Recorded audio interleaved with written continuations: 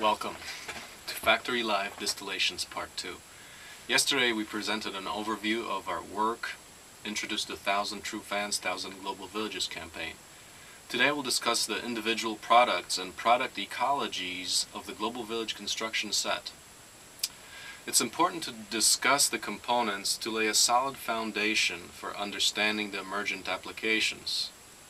Although this work is primarily based on the integration of already existing know-how and techniques, the goal is to make a far departure beyond the status quo by integrated, ecological, open source systems design.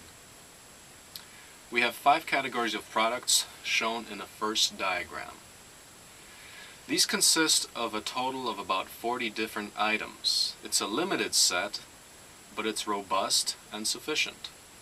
Indeed, we claim that these items can produce the infrastructure for an advanced civilization with a particular focus on resilient communities.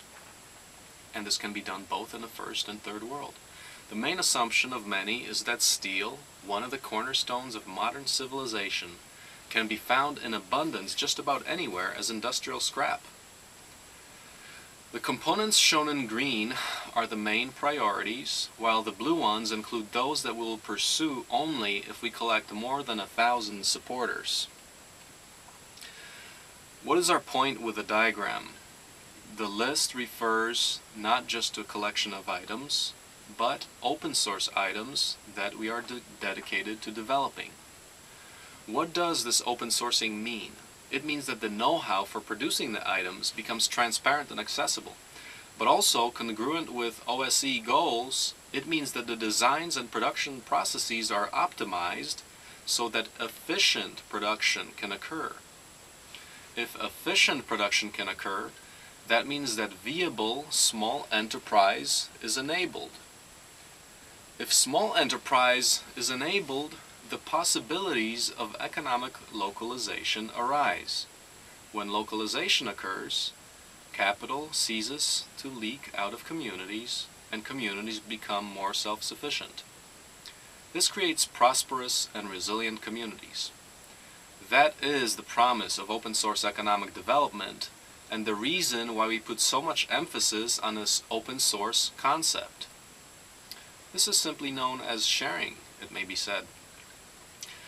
We believe that open sourcing can provide a concrete foundation for an economy of abundance.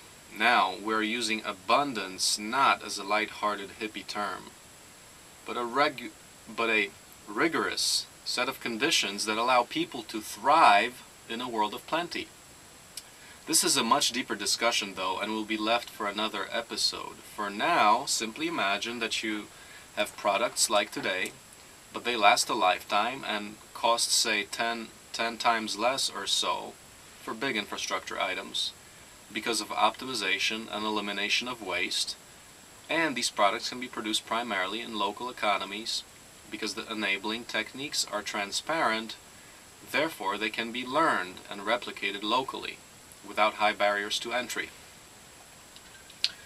Now back to the components. We start with the housing and construction in the second diagram. This basic building infrastructure involves the multi-purpose open source tractor with site and soil preparation implements and the compressed earth brick press.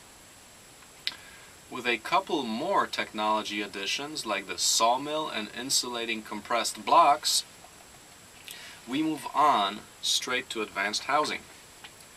To go off-grid, we used the solar power generator system, where off-grid living becomes an option for everybody. So check the diagram.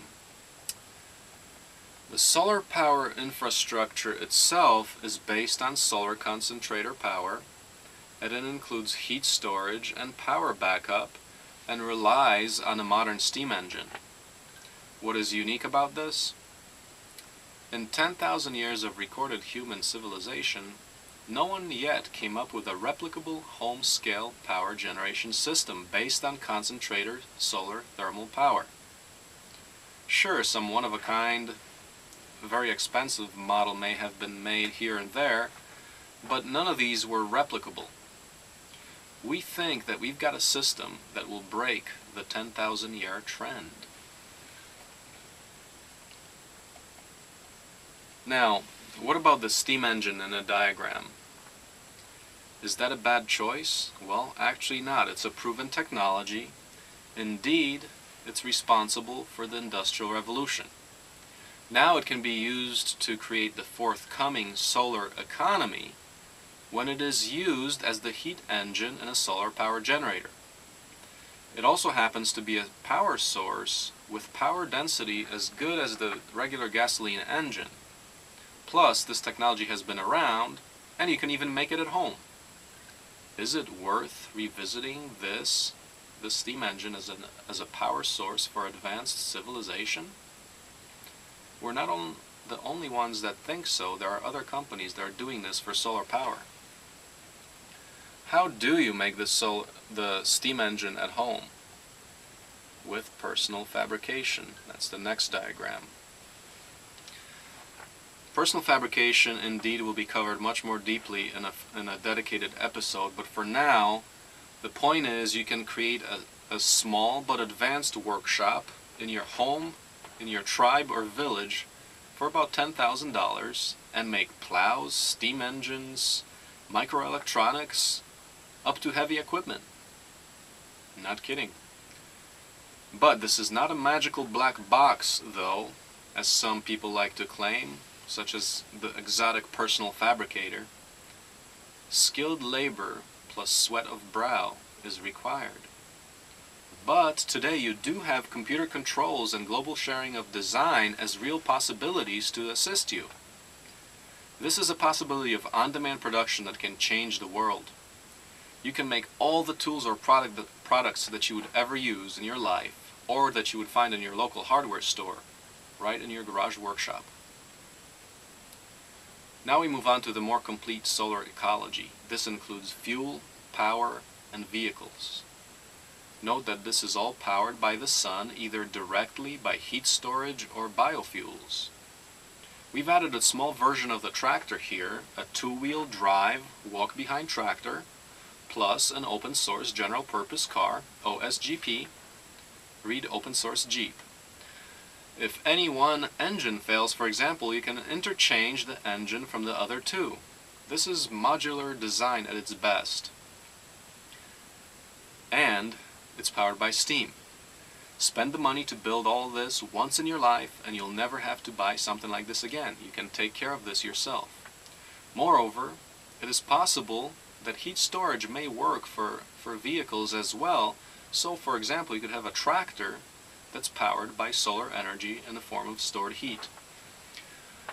Now let's go back to the CEB machine as another example to see how it fits into a deeper product ecology. That's the next diagram. The ecology includes fabrication of the CEB press now, as well as applications of the CEB press to other parts of the global village. So already you can see how a small set of technologies is capable of providing a large number of services. The set of technologies is indeed so small that it can be packaged into an infrastructure in a box and could be used to allow a person or group to settle a habitat and live wisely, productively, efficiently from local resources. This is a brief introduction to all the technologies outside of, not including the local food systems and information and communication technologies. These will be covered in the next video. We'll see you soon. As an addendum, actually the blog post contains more information on the local food systems and ICT parts of the story, so please view that for more information.